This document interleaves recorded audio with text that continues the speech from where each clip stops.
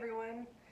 So it is the second video of my mask making tutorial, I guess.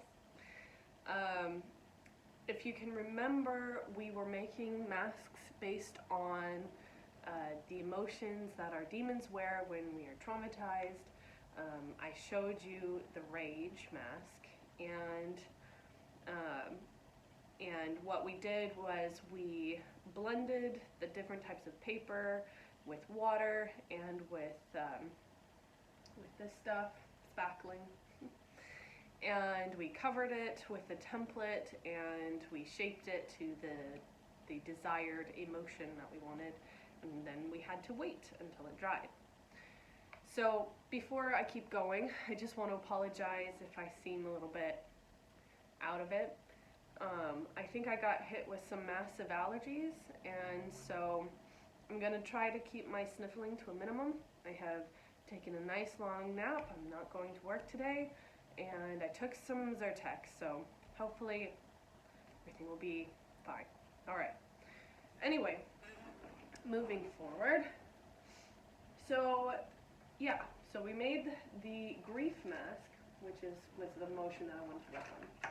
And this is kind of more or less what it ended up looking like with just the paper mache. Right here, you can see the eyes going, or the eyebrows going up, the eyes going down, the mouth going down. He's a pretty upset looking guy.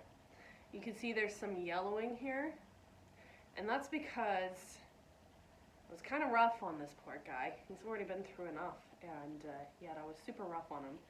And he kind of broke into a few pieces here.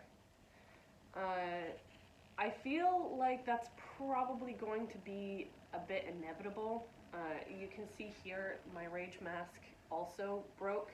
He didn't split into pieces, he just kind of had some tears. And if that happens to you, and it's very likely that it's going to happen to you, what I used was wood glue. Wood glue worked very well, and I just would take some clamps to the really, really bad ones, and I would keep them together, and it held very nicely. But I realized that because of my impatience, I didn't wash my template, and so it still had some residue left over from my rage mask, and I believe the consequence of that was that it stuck even more on my grief mask. And because of that, it kind of tore even more severely than my rage mask, and I had to do some serious surgery. But as you can see, even just with the wood glue, I managed to put entire pieces back together. There's some chunks missing here, unfortunately, but I think that's all fine. You can see entire chunks fell out. So it's not, if that happens to you, don't fret. It's manageable, it's fixable.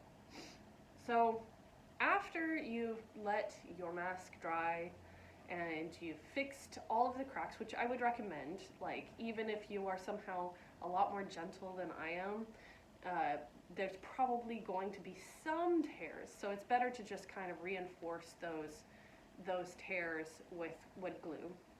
And I'm sure it's probably okay with other kinds of glue too, because it's just paper, but wood glue is just really, really strong and works super duper well. So that's what I recommend. So the next step is pretty simple. And again, I would recommend you not be like me. I would recommend putting on some sort of plastic glove for this step. Or you can use a tool, though tools you'll probably find are going to be harder to work with. And work on a surface, not this, because this is actually kind of a little messy. But all you really need is your mask and spackling. So in other places that I had seen these masks done, they recommended, and it's probably still a good idea now that I think about it, probably should do this, but they recommended that you go over the rough bits with some form of sandpaper. Smooth out these parts right here where the holes are, smooth out the edges right here, and then you can lightly sand it so it's nice and smooth, and then that was it.